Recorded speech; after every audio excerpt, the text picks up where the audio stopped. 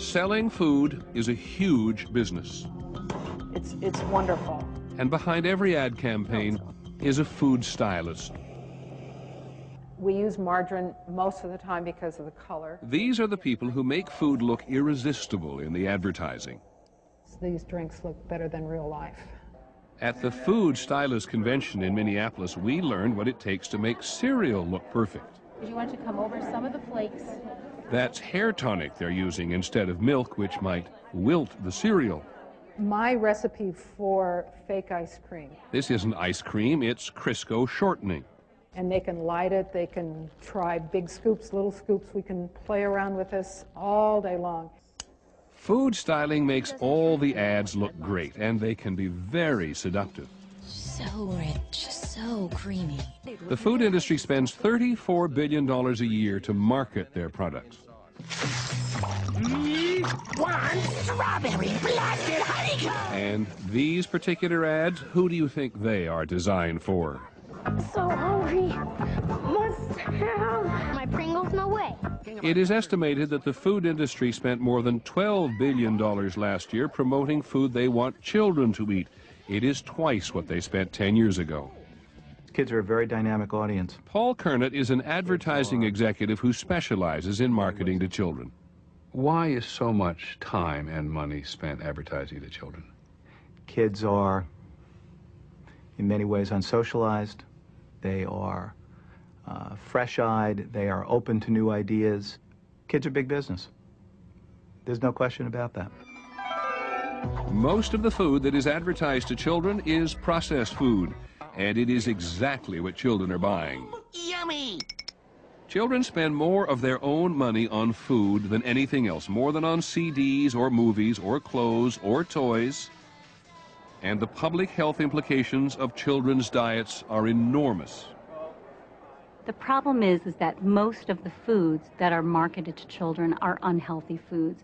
And the children are exposed to so many messages about junk food that the cultural norm around food has changed so that children think that they should be getting candy and cookies and chips and soda and these other junky foods all the time. The average American child sees 10,000 food advertisements a year on television alone. Most of those advertisements are for fast food, sugar-coated cereals, soft drinks and candy, and other foods dense in fat and calories. These are your members. Are you happy to hear those statistics? Well, I think that companies are trying to market their products responsibly. And if you look at some of the categories that are there, it's not all those foods that are available all the time and advertised on television. But they're not advertising fruits and vegetables on television. Well, they're advertising other options for cereal on television and other snack products as well. They're baby food desserts. Maybe that's where it starts. And then when kids are 2 years old, they gain the strength to turn on the television set and they see the constant stream of commercials. Then they go to school. And even in schools, there are encouragements to eat junk food. When you are putting together an advertising campaign, do you care whether the product is healthy or not? I care that the product has a positive role in a child's life. It is not my fundamental responsibility to be sure that that product in and of itself fulfills a complete diet.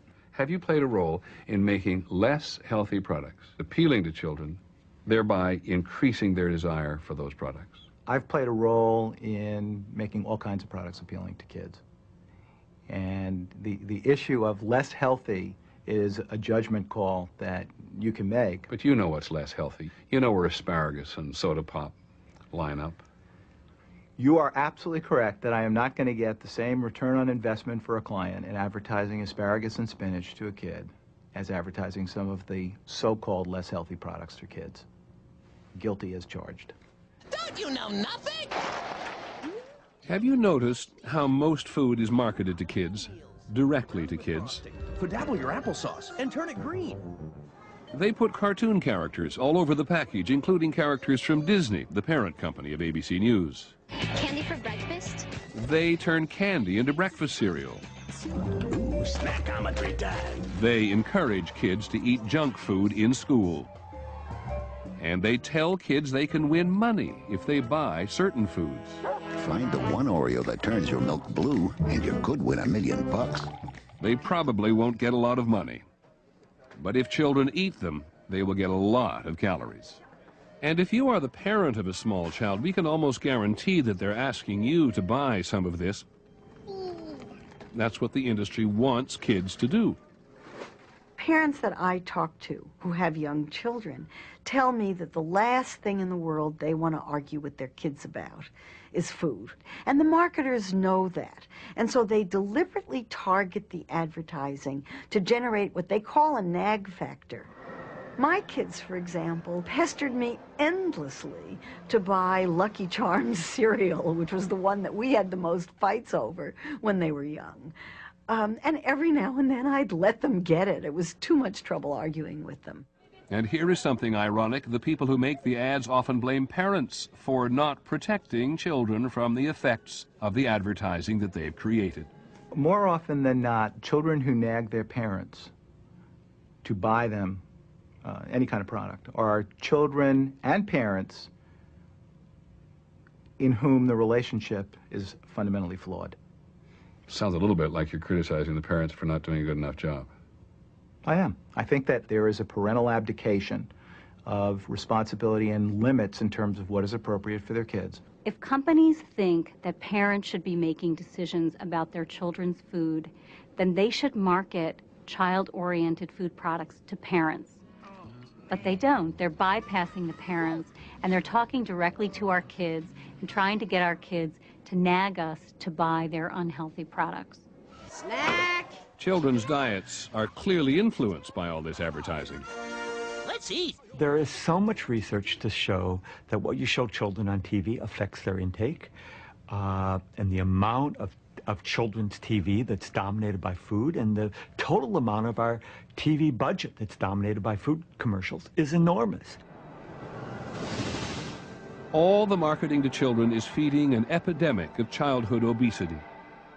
15% of all children between 6 and 19 are overweight or obese, and that is nearly 9 million children. Many children already show signs of the serious diseases that result from being overweight. Our children eat so badly nowadays that a quarter of elementary school-age children already have high blood pressure, high cholesterol, or some other risk factor for heart disease. These are little kids, and they already are on their way to a heart attack. Very young children are now showing signs of type 2 diabetes, a terrible disease that was never seen in such young children before. The diet of many American children may already be condemning them to a lifetime of illness. Why are we allowing companies to market junk foods to young children? It's like having door-to-door salespeople knock on the door and say, "Ma'am, I'd like to talk to your young child alone if you don't mind," and then encourage the kid to eat junk food. No parent would ever allow that. Is there any way to stop this? When we come back.